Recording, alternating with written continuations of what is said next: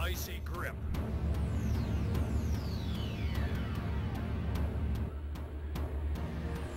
Lone wolves are back.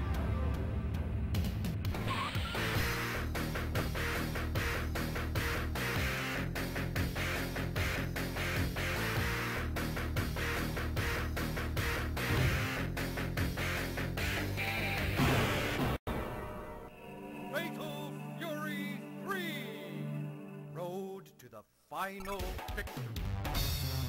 1995 was SNK's year to shine. 2 years after Fatal Fury Special, SNK comes back with Fatal Fury 3 Road to the Final Victory. It was released March 27, 1995, and published and developed by SNK. This version of Fatal Fury has way less characters and feels totally different from the last version of Fatal Fury, but in a good way. The character animations are smooth, and the gameplay feels a lot more fluid than it used to. Whereas Fatal Fury Special feels like Street Fighter 2, this game feels like its own game.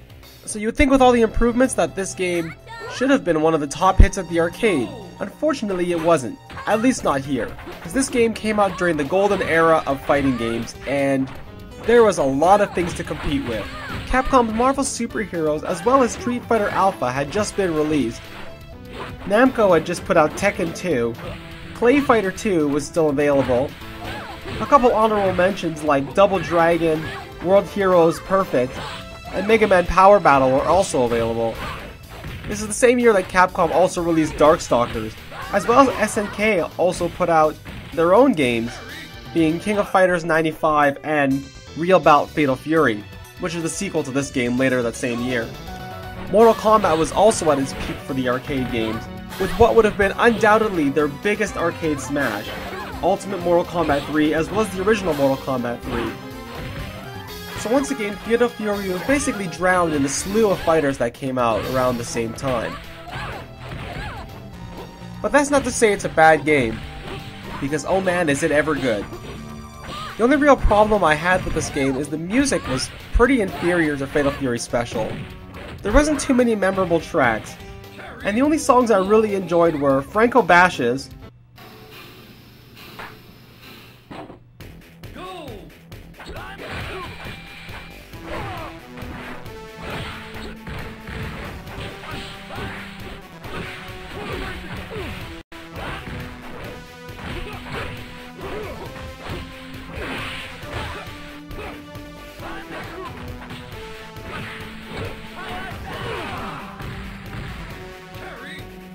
once again Terry Bogart's theme,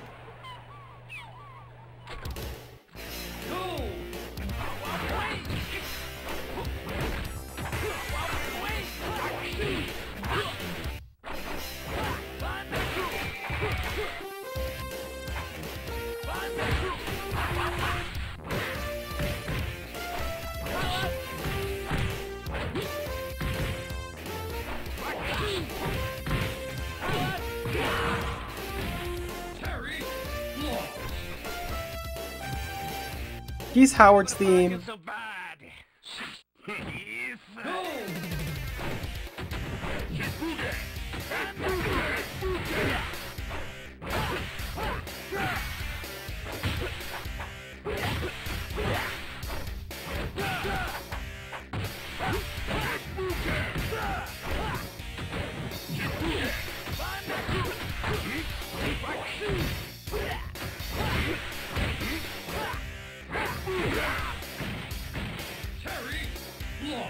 and Yamazaki's theme wasn't bad as well.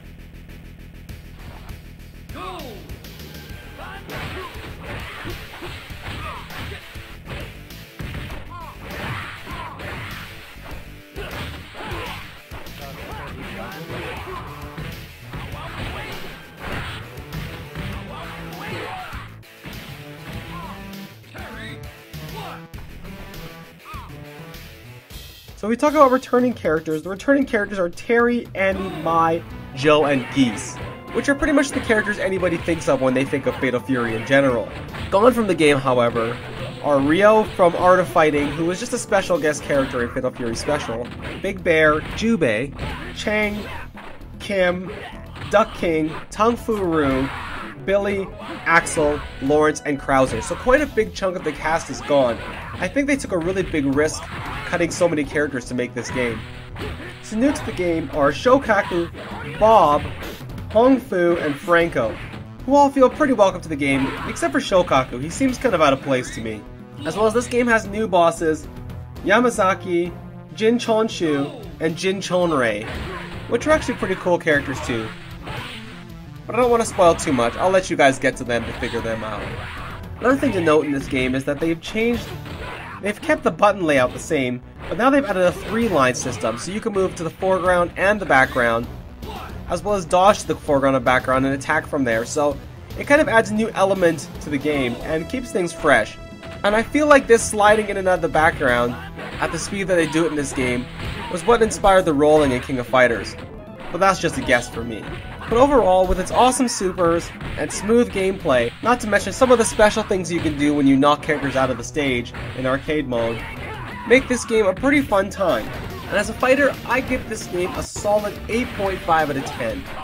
I say if you haven't played Fatal Fury 3, grab some friends and have a fun weekend with it. You'll get quite a bit out of it, and it's pretty entertaining. But on that note, guys, I will see you in the next review. Bye.